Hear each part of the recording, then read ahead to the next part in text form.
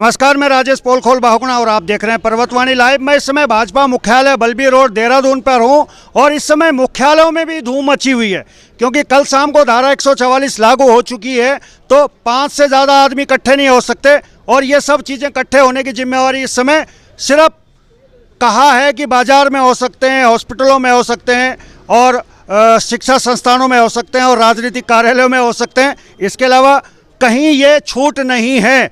तो इस छूट में देखने के लिए हम पहुंचे हैं भाजपा कार्यालय में, क्योंकि क्या कुछ गतिविधि है। चुनाव की तिथि तय हो चुकी है, चुनाव के परिणाम की तिथि तय हो चुकी है। कई राजनीतिक दलों ने अपने प्रत्याशी की दूसरी सूची तक जारी कर दी है, लेकिन भारतीय जनता पार्टी की तरफ से अभी पहली सूची भी हमें देखने को नहीं मिली है। दर्शन करने के लिए हम भी व्याकुल हैं भारतीय जनता पार्टी की पहली सूची के। तो उस दर्शन की अभिलाषा हमें खींच के लाई है भाजपा मुख्यालय पर और टटोलने की कोशिश करते हैं कि बहुत से जो प्रत्याशी हैं या संभावित प्रत्याशी हैं वो अपने आवेदन के लिए यहाँ पहुँच भी रहे हैं। तो देखने के लिए आप देख सकते हैं सुंदर छोटे छोटी हट टाइप की भी लगी हुई हैं। पहाड़ों में आप जाएंगे इस तरह की हटें वहाँ लगती थी, तो आजकल हट भी यहाँ देखने को मिलेगी।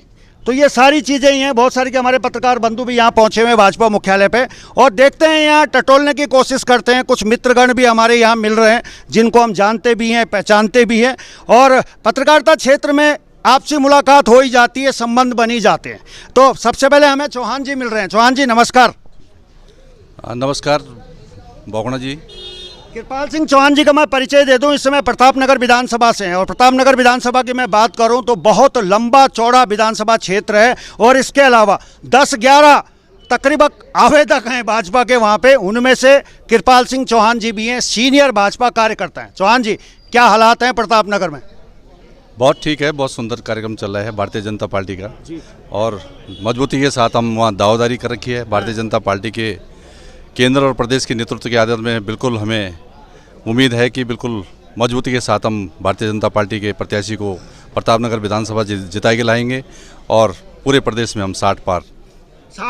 चलिए 60 पार तो आप होंगे, लेकिन फिलहाल क्या लग रहा है कब तक दावेदारों की यह संख्या पे मोहर लग पाएगी? कब तक प्रत्याशी घोषित कर पाएगी पार्टी? अब देखो, ये तो हमारे प्रदेश नेतृत्व ही तय कर पाएगा कि कितने तारीख तक ये तय होना है। इसके बारे में तो मैं नहीं कुछ कहूँगा, पर लेकिन जल्दी ही मेरे ख्याल से 15, 20, 18 तारीख तक ये जल्दी निर्णय हो जाएगा। हर विधानसभा क्षेत्र के प्रत्याशियों का निर्णय हो जाएगा कि 18-20 के अंदर हम इसको। अब तैयारी कैसी है आपकी? ये मैं इसलिए पूछ रहा हूँ क्योंकि अभी कुछ समय पूर्व भी राजेश्वर पैनोली जी ने भी भारतीय जनता पार्टी ज्वाइन कर ली है, तो लिहाजा एक प्रत्याशी दावेदार और बढ़ गया। अब आप अपने आप को, अपनी तैयारी को कैसे देख रहे हैं? मैं बहुत मजबूती से वहाँ काम कर रहा हूँ, लगातार कई वर्षों से काम कर रहा हूँ और घर घर जाके वहाँ कार्य कर रहा हूँ और तमाम सारे प्रतापनगर के लोग, जो जितने भी माता बहनें, बुजुर्ग और तमाम सारे गांव के लोग मेरे साथ खड़े हैं, वो इस समय सभी लोग इंतजार में हैं कि भारतीय जनता पार्टी प्रदेश का संगठन, केंद्र का संगठन का आशीर्वाद अवश्य हमें मिलेगा और निश्चित तौर पर हम भारतीय जनता पार्टी की सीट को विजय करके लाएंगे वहाँ से। और बाकी कार्यकर्ताओं का कर्तव्य होता है, सभी का अधिकार होता है, पार्टी में दावेदारी करने का अधिकार होता है। हर पार्टी के कार्यकर्ता का अधिकार है कि दावा करे, पर लेकिन निश्चित तौर से अगर हमें भारतीय जनता पार्टी मौका देती है तो प्रतापनगर को फतह करके आएंगे। चलिए, बहुत बहुत धन्यवाद समय देने के लिए। ठीक है, धन्यवाद बाहुगुणा जी, और आपको भी बहुत बहुत धन्यवाद, मेरी ओर से बहुत बहुत धन्यवाद। चलिए, कृपाल सिंह चौहान जी हैं और ये दावेदारी इन्होंने अपनी पेश कर दी है और देखना पड़ेगा कि इनकी दावेदारी को केंद्र कैसे स्वीकारता है। आगे बढ़ेंगे, एक भाई साहब और हैं, पुरानी मुलाकातें हैं और पुरानी मुलाकातें हमें याद भी दिलाती हैं। जी भाई जी, क्या शुभ नाम है आपका? मेरा नाम चंदन सिंह पंवार है। पंवार जी, कहाँ से दावेदारी करी है? गंगोत्री विधानसभा से। गंगोत्री, पहाड़ी इलाके से। तो क्या लग रहा है, कितने कैंडिडेट हैं अच्छा दावेदार वहाँ पे? लगभग हम 7-8 कैंडिडेट हैं। 7-8 हैं? जी जी जी जी। तो टिकट तो एक को ही मिलेगा? बिल्कुल एक ही को मिलेगा। जो 8 में से एक को मिलेगा, बाकी 7 क्या करेंगे?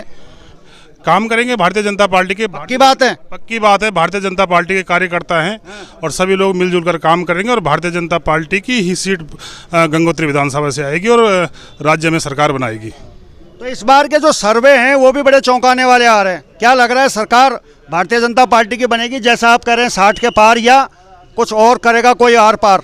निश्चित रूप से भारतीय जनता पार्टी की सरकार बनेगी और मैं देख रहा हूं कि हमारी गंगोत्री में बहुत उत्साह है लोगों के अंदर।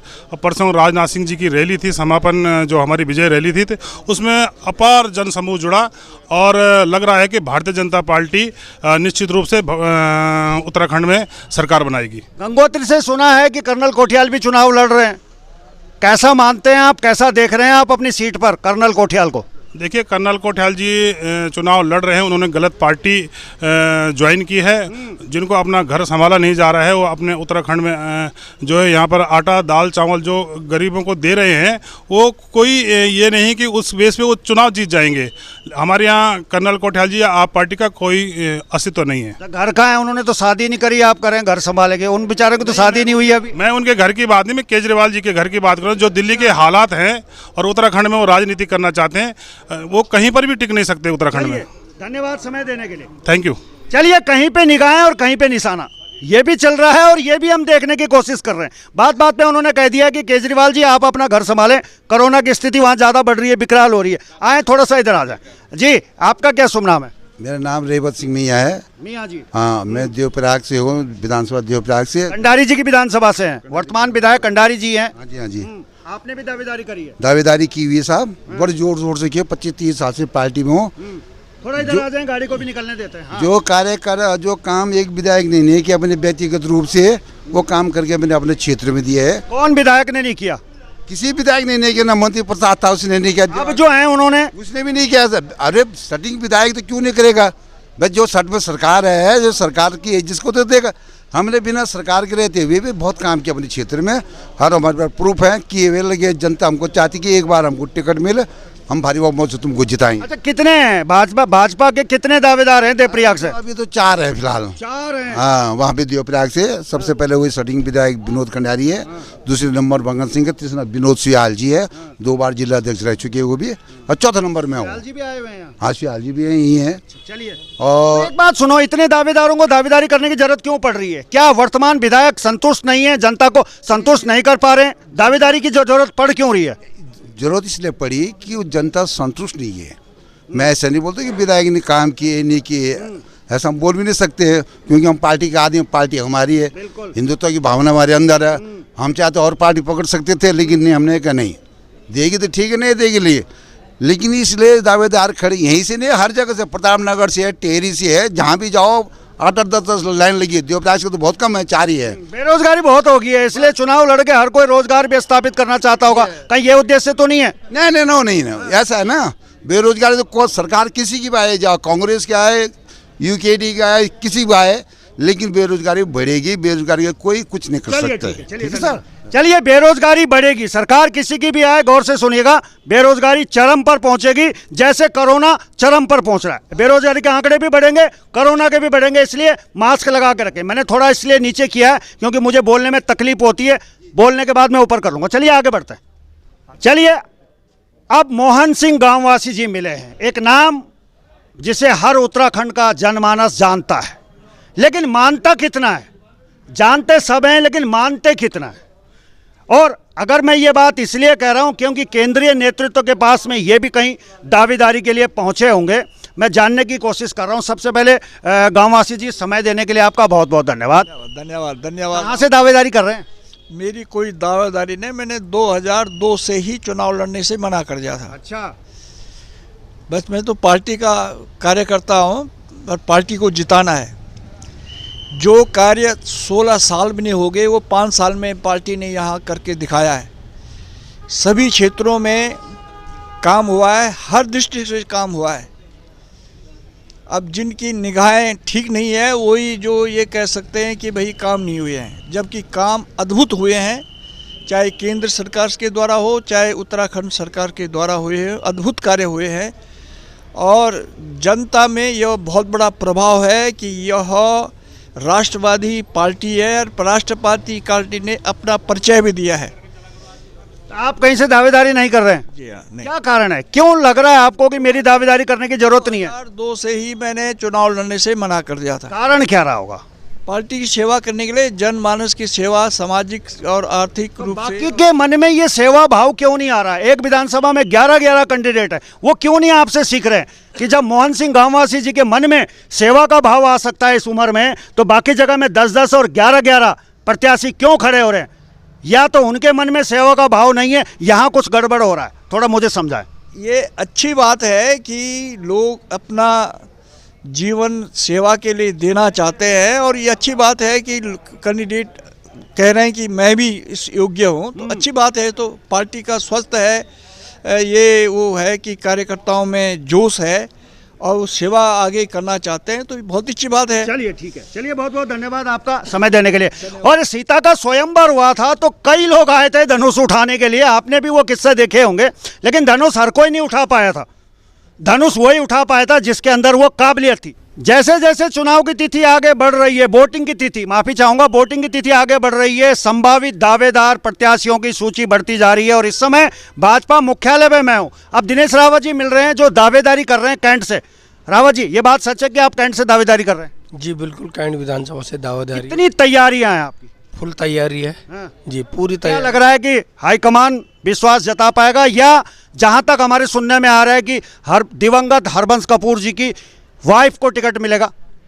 देखो, ये तो पार्टी के विवेक पर है। पार्टी जो निर्णय लेगी वो जनहित में लेगी, और जो निर्णय लेगी उसका स्वागत करेंगे। धन्यवाद। इतने में जल्दी थोड़ा हो जाएगा? धन्यवाद। आपने दावेदारी करी है तो 2-4 सवाल तो और पूछेंगे। इस समय हरबंस कपूर के जो बेटे हैं अमित कपूर, सुनने में ये भी आ रहा है कि माता जी को टिकट मिलेगा, बेटे को थोड़ा सा रोक रहे हैं, इसमें कितनी सच्चाई है? देखो, ये मैं आपके चैनल के माध्यम से ये सब नहीं कहूँगा, लेकिन इतना ज़रूर कहूँगा कि पार्टी जिसको भी टिकट देगी वो पार्टी का कार्यकर्ता होगा और योग्य कार्यकर्ता होगा। जो निर्णय पार्टी लेगी उस पर सभी कार्यकर्ता उसको सर माथे लगा करके काम करेंगे। चलिए बहुत बहुत धन्यवाद। देखिए, एक पार्टी के कार्यकर्ता की निष्ठा और ईमानदारी इस बात से साबित होती है कि वो अंत तक अपनी पार्टी के साथ रहता है, और वो दिनेश रावत जी के स्टेटमेंट ये बात को बयां कर रहे हैं। पार्टी जिस पे विश्वास जताएगी उनको ही टिकट मिलेगा। तो ये सारी चीज़ें, मैं इस समय भाजपा मुख्यालय पे हूँ और धीरे धीरे पर डे डेट आगे बढ़ रही है, चुनाव की तिथि नज़दीक आने वाली है, लेकिन अभी पहली सूची भी जारी नहीं हुई है। तो चलिए बने रहें, धीरे धीरे आगे बढ़ रहे हैं, डेट तिथि हमारी भी आगे बढ़ रही है, संख्या बढ़ रही है। और अब डुंडा से जो है ब्लॉक प्रमुख मिले हैं हमें, कोहली जी। कोहली जी युवा हैं, आप गौर से देखिए इनके चेहरे को, युवा। धामी जी भी हैं लेकिन ये उनसे युवा मुझे लग रहे हैं। तो कोहली जी, कहाँ से दावेदारी है आपकी? देखो, मेरा जो विकास खंड है वो 2 विधानसभा में आता ठीक है, है। गंगोत्री यमुनोत्री। और पार्टी की सेवा हम 2007 से करते आ रहे हैं। निरंतर हम जो है, जो हमारा पंचायत चुनाव से लेकर ग्राम प्रधान से लेकर निर्विरोध क्षेत्र पंचायत से लेकर और ब्लॉक प्रमुख तक का जो हमारा सफर अभी तक रहा है, जनता का आशीर्वाद है। और ऊपर से पार्टी अगर आशीर्वाद देती है एक युवा के तौर पर, तो हम सेवा करने के लिए तैयार हैं। विधानसभा कौन सी है? विधानसभा गंगोत्री यमुनोत्री, मेरी अपनी विधानसभा यमुनोत्री है। तो गंगोत्री को क्यों शामिल कर रहे हैं? नहीं, जो हमारा विकास खंड है वो दोनों विधानसभा में आता है। दोनों से लड़ना चाह रहे क्या? नई पार्टी जहां पर हमें विश्वास देता है वहां। यानी कि आपने 2 जगह हरीश रावत जी की तरफ सोच रखा है। हरीश रावत जी की तरह तो हमारी सोच नहीं है। हरीश रावत जी बड़े नहीं, मैं उदाहरण दिया। जी जी। तो जहां से पार्टी हमको टिकट अभी दोनों सीटों पे कौन कौन विधायक है? अभी हमारे गंगोत्री में तो जो हमारे जो स्वर्गीय गोपाल जी विधायक थे उनका देहांत हो चुका है, और यमुनोत्री में हमारे अभी केदार सिंह रावत जी हैं। तो वो अच्छा काम नहीं कर रहे हैं? देखो, अच्छा तो हमारी भारतीय जनता पार्टी की सरकार और पॉलिसी। नहीं, मैं सरकार और भारतीय जनता पार्टी की तो बात ही नहीं कर रहा हूं, मैं तो विधायकों की बात कर रहा हूं। क्योंकि आप लोग विधायकों के ऊपर ही दावेदारी ठोक रहे हैं, यानी कि सिटिंग विधायक के होते हुए दावेदारी है। सवाल तो बनता है। देखो, हमारा प्रदेश का जो नेतृत्व है युवा नेतृत्व है। फिर वहां नहीं जाऊंगा मैं उस पर आऊंगा ही नहीं। मैं तो आऊंगा, आप दावेदारी जिस सीट पे कर रहे हैं उस सीट के जो विधायक हैं, क्या आप उनसे संतुष्ट नहीं है? यमुनोत्री में इस बार युवाओं की एक पुकार है कि युवा नेतृत्व हमें चाहिए, हमारा प्रदेश से लेकर और जो हमारा विधानसभा है युवा नेतृत्व। युवाओं को अगर टिकट मिलेगा तो हम समझते हैं उनकी उम्र कितनी होगी? माननीय विधायक जी के वो 60+ होंगे। 60+ होंगे। चलिए ठीक है, थैंक यू। चलिए, ये बात तो मैं भी मानता हूं कि युवाओं को मौका मिलना चाहिए। अगर युवा प्रदेश है और युवा मुख्यमंत्री हैं तो फिर युवाओं को मौका मिलना चाहिए। 60+ हो गई है, मेरी भी 52 साल की उम्र है, यानी कि अभी 8 साल मैं और आपके लिए लड़ सकता हूं। और चलिए, अब भाजपा जिला महामंत्री मिले हैं ओबीसी से, डॉक्टर साहब मिले हैं। डॉक्टर साहब, आप कहाँ से दावेदारी कर रहे हैं? मंगलोर विधानसभा से, हरिद्वार। चुनाव लड़ने की क्या सोच रही? डॉक्टर हैं, अच्छे खासे सफेद आपके कुर्ते हैं, इलाज करो ना लोगों का। राजनीति से इलाज इस उत्तराखंड में 21 साल में हुआ नहीं है, आप तो इलाज करो। सेवा करेंगे, ऐसा नहीं। वहाँ बीजेपी हारी हुई सीट है, वहाँ जीतेंगे इस बार। कमल विधायक कौन है? विधायक तो वहाँ कांग्रेस का है, बीजेपी का नहीं है। अच्छा, हाँ, तो सेवा ज्यादा अच्छी करने में मजा आ रहा है या इलाज ज्यादा करने में मजा आ रहा है? सेवा करनी है। इलाज छोड़ दोगे? मैं वैसा डॉक्टर हूँ, असिस्टेंट प्रोफेसर हूँ यूनिवर्सिटी में। अच्छा, लोगों को पढ़ाते हैं। चलिए, हैं, हाँ। वो भी एक डॉक्टर की श्रेणी में आते हैं। हाँ जी। चलिए, अभी कांग्रेस के विधायक हैं वहाँ, आपके अलावा और कितने दावेदार हैं भाजपा के? दावेदार वहाँ 8 हैं। 8 हैं। हाँ जी। ये इतनी संख्या बढ़ क्यों रही है? क्या कारण होगा, क्या समझ रहे हैं आप? मौका तो सबको, अधिकार तो सबको है टिकट मांगने का, परंतु पार्टी जिसे योग्य समझेगी उसे टिकट देगी। लेकिन ऐसा नहीं होता ना, लोकतंत्र में जब देश के प्रधानमंत्री की बात आती है तो नरेंद्र मोदी जी के अलावा कोई दूसरा नहीं खड़ा होता। कोई खड़ा होता है तो बताओ, नहीं होता ना। तो विधानसभाओं में ऐसा क्या हो गया? विधानसभा में सबको है अपने मांगने का अधिकार, हक सबको है।